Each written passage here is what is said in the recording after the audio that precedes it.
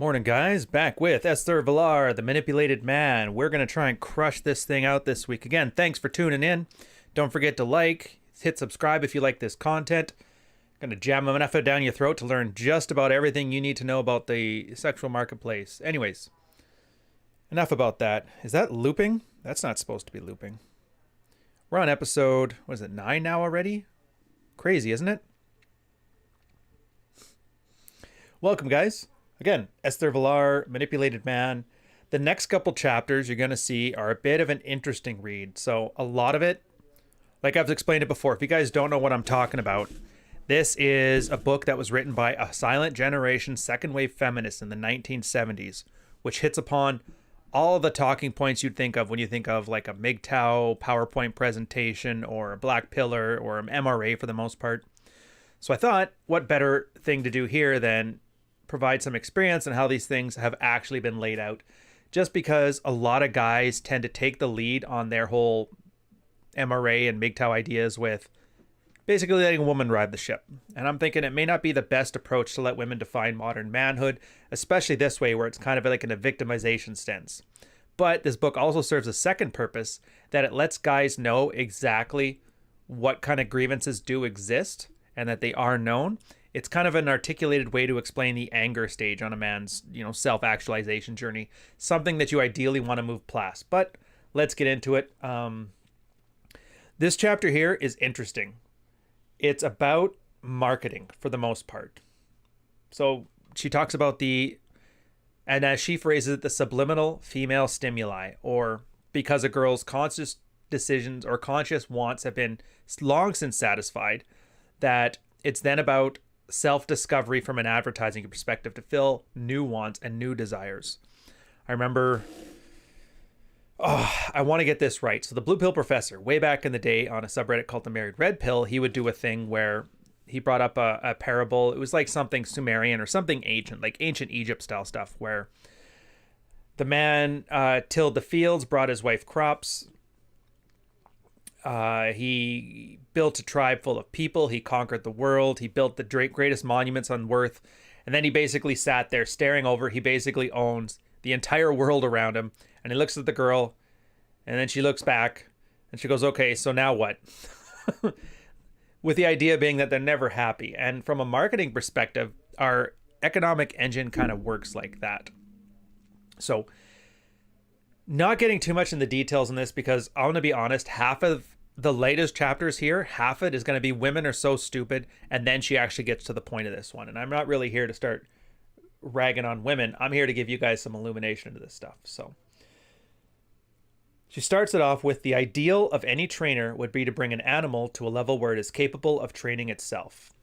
This will work only so long as he never forgets the purpose of his education and keeps both rewards and punishment in mind at all times.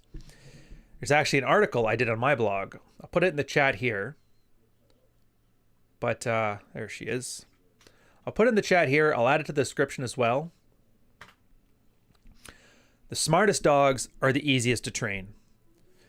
This is why, like earlier on, she's talking about how intelligent men are, how great they are. You're going to hear a lot of guys on social media and other like brand influencers, I can't think of a better name for it, who talk about how high IQ they are and how smart they are and that logic is amazing and rationale is amazing.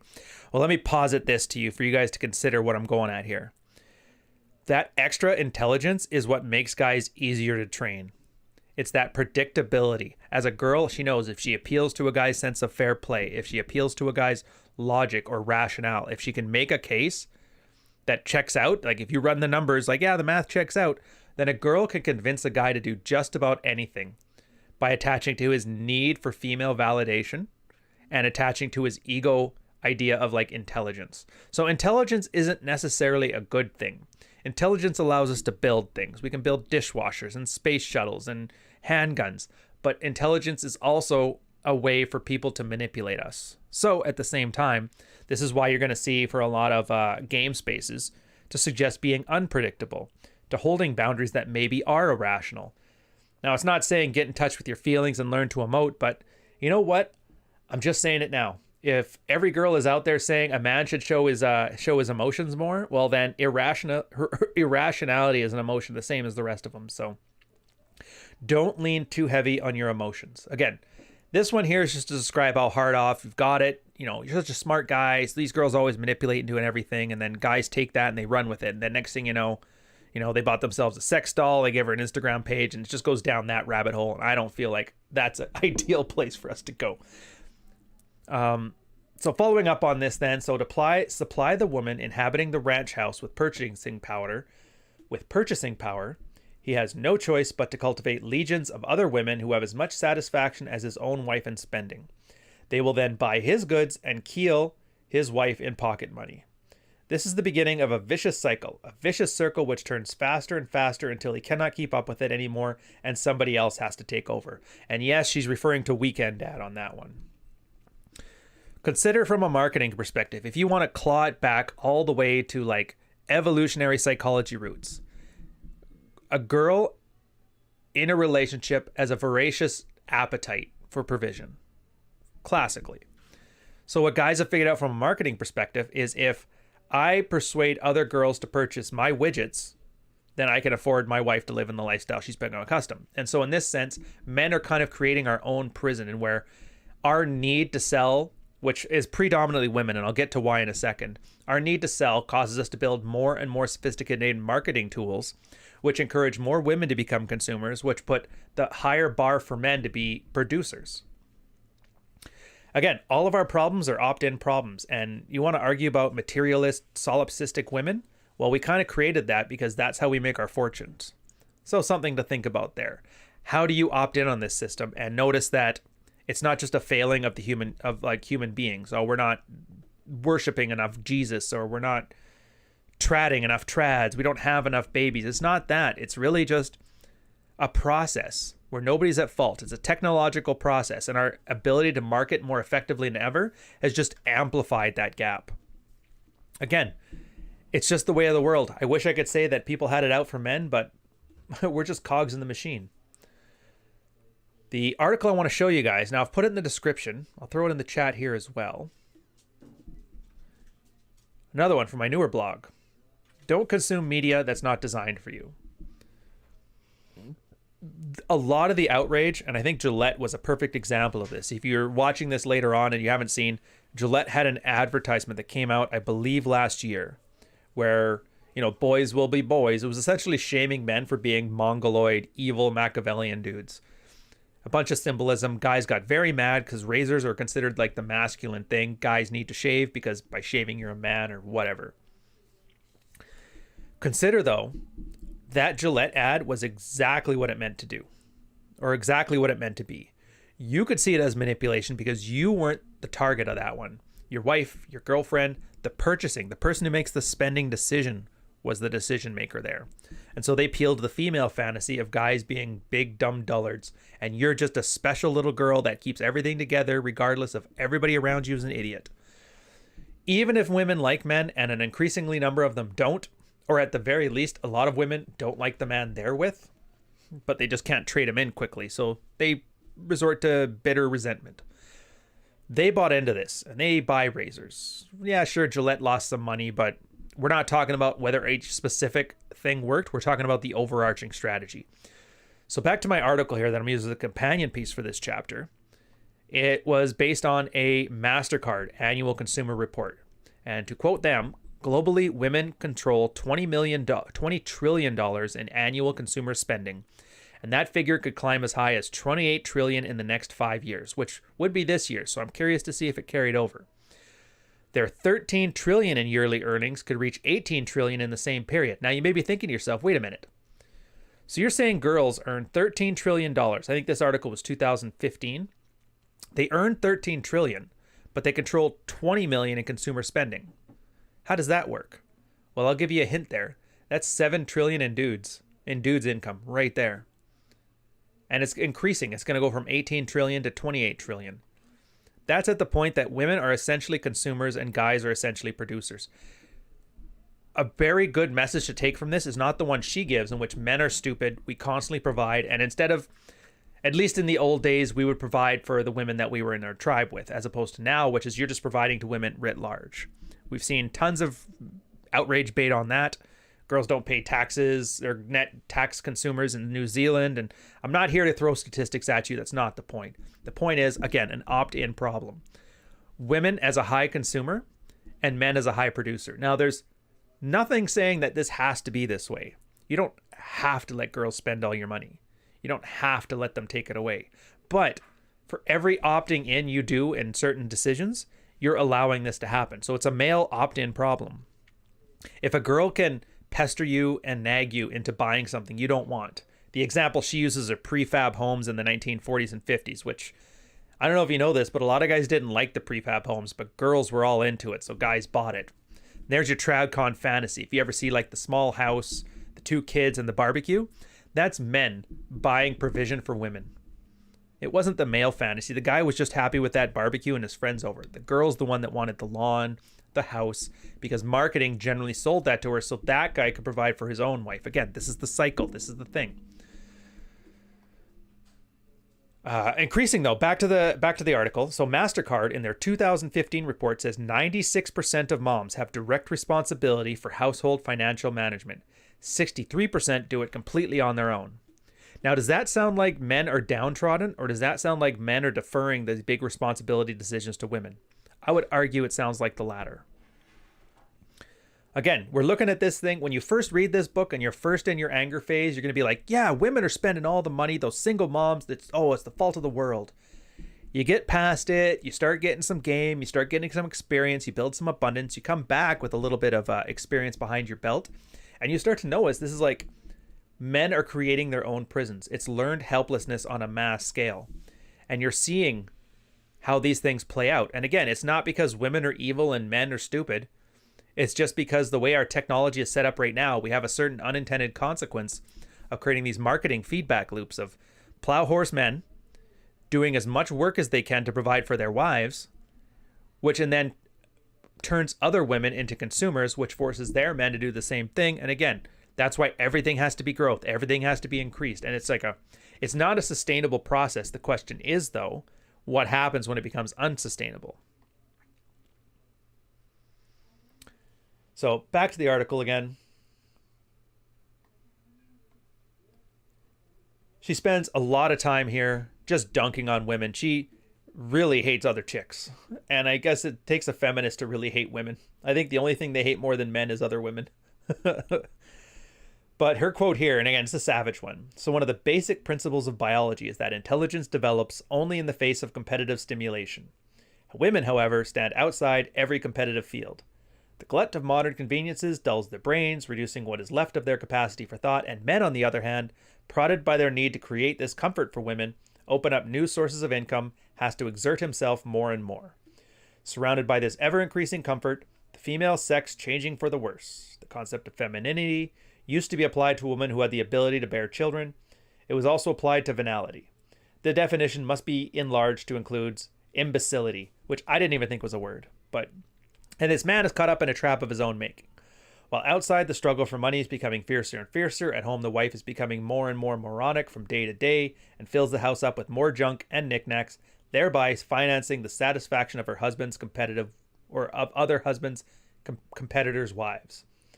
Men who in fact prefer the plain and functional every day find themselves more deeply entangled in the undergrowth of superfluous ornamentation and all kinds of embellishments. In the living room are porcelain cats, bar stools, glass-top tables, calandabras. Who has this stuff? Man, this stuff is such like an old reference of stuff. Like you really need to kind of map. First off, nobody has a candelabra anymore. I don't think candles exist. They ruin electronics, but you get what she's saying. Girls will hoard if guys want girls to be comfortable, and most guys do. And again, this stems back to way back in the first episode of No More Mr. Nice Guy. Nice guy behaviors enable all of this. Speaking of feedback loops, here's where we're going. Parents, and this is going to come up in the next chapter that I'm done right after this one. Parents use emotional blackmail to raise kids. And by parents, I mean mostly mothers. They do that because it's easy. They raise these kids who are validation seeking and they have fears of abandonment. And that process gets refined throughout to adulthood to the point where you put a guy as a husband in this situation. Those same validation seeking tools he has are used here. A girl wants comfort. She kind of nags. She uses all the female tools that any married guy will tell you that they use. Anger, ego, frame shifting, playing wounded, and it has the purpose of making a guy constantly run in this hamster wheel, earn more stuff, make her more comfortable. And then she ends up just filling his house and make it complex. It's like the Fight Club line.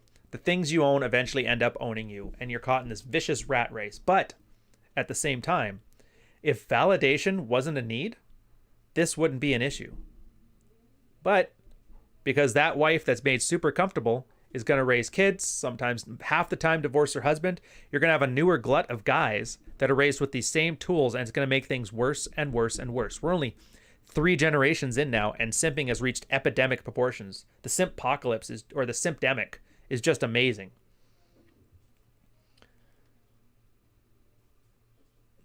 So it is interesting that nearly the only products sold are those that benefit women. Sports cars, which are to entice her, luxury goods, which are for women to flex on other women, or household appliances for women, since the house actually belongs to her. The man is, in fact, a homeless creature moving constantly between office and house. Women would be delighted to buy their husband's things for whatever occasion, using the latter's money, of course. The problem is that a man needs so little. His clothing's standard, inexpensive, his consumption of food or drink is restricted, and he has no time to consume other goods except for cigarettes, which he smokes at work. Oh man, that's an old reference. Are you even allowed to smoke in your bathroom anymore? I don't think any of that's allowed to happen, but that's the point. We're simple creatures. We like having our small luxuries. We like keeping things simple. We don't like adding things that add complexity to our life. So we're actually very hard to buy gifts for. My girl hated it. When she first started dating me, she loved it because the new Call of Duty would come out just 2 weeks before my birthday. So she would buy that. She had the birthday thing settled. I stopped playing it, and then she didn't know what to do. She's like, I don't know what to get you anymore. I'm like, that's fine. I don't need anything. Let's just go drinking. And it was good enough. I'm going to link to another article on this one. This is from Rational Mail, The Men in the Garage. This is how the manifestation of the man cave comes in. So because a girl has an insatiable need for comfort, especially these stay-at-home mom type situations, guys are constantly put in the situation where they are ousted from their own home. And so they have to build their own little place. And that's where guys get their man caves. It's always in the garage. It has to be the least comfortable place in the house, the place that the girl would never go. And this sounds horrible. A guy is basically paying for his own cage in his own house that he doesn't even get to be a part of. Absolutely tragic.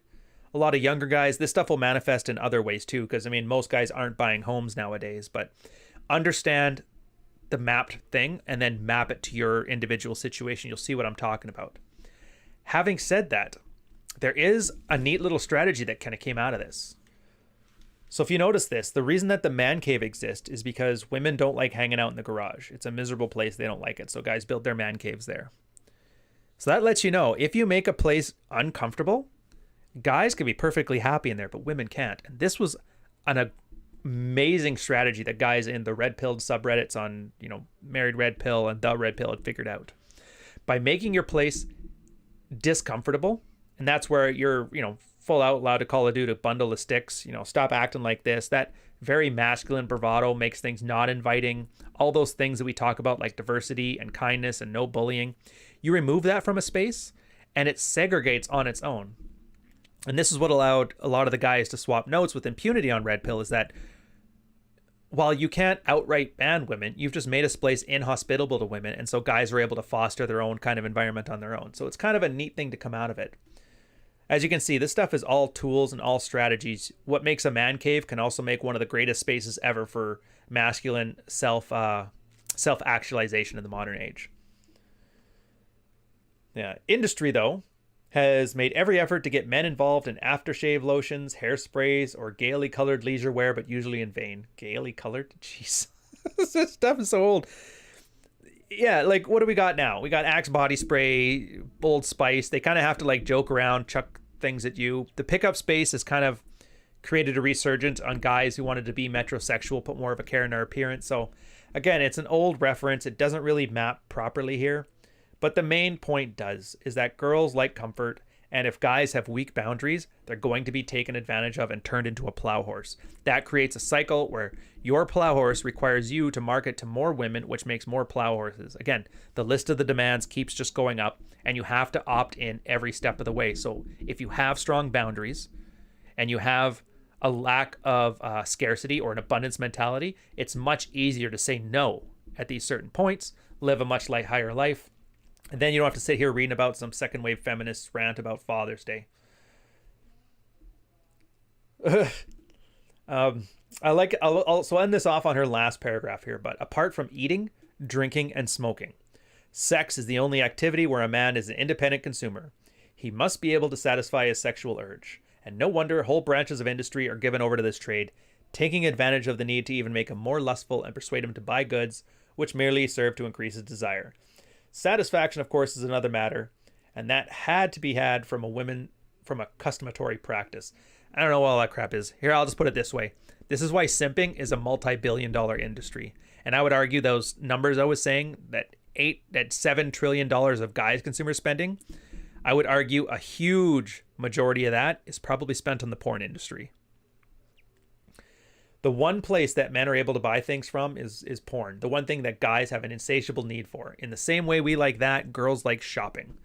So if that puts it in perspective, if you think there's like a massive porn problem among guys right now, picture the equivalent female problem with consumption. And that's where you can see like the scale of it, which obviously women are about 3 to 4 times as bad. So as much as you can look at this ginormous size of the porn industry right now, the female comfort building industry dwarfs it. And we all know that the porn industry is pretty damn big right now. Again, so what does this all do for you? It stokes the anger. It gets you understanding that there is some grievances. There's things you need to do. It gets you angry, and it puts some articulation to that anger. Once you're at this stage, you take this stuff and you start applying it to your life to see where are these grievances and how do I deal with them. It lights a fire under your ass. It's as close as we can get to the anger phase. But that's it from a marketing perspective. Understand this. Commercial interests do have an aspect to this. It's not just your personal gumption. You can't just do cold showers to get out of this. A lot of this stuff is societal wide. It's technological changes, and you have to be aware and savvy of them and not opt in if their end result or their unintended consequences from the end result don't improve your life in measurable ways. So on that note, I'll leave you guys with that one. We're going to switch right over to this one in the next episode, right after I'm done here. Children as hostages. As always, thank you for checking out the content. If you enjoy it, don't forget, hit like, smash subscribe, share it with your friends, get them in here, and I will see you guys in a minute. Oops.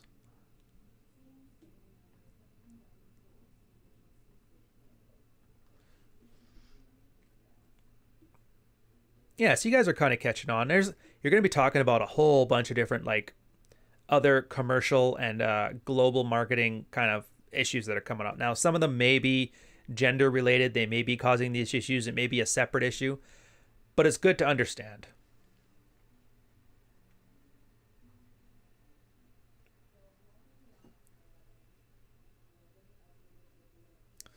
Yeah, and then Cutter's question, what happens when it's unsustainable? Who knows? The market can stay irrational longer than you can stay solvent. Just deal with things as they are now. I'll see you guys in 2 minutes.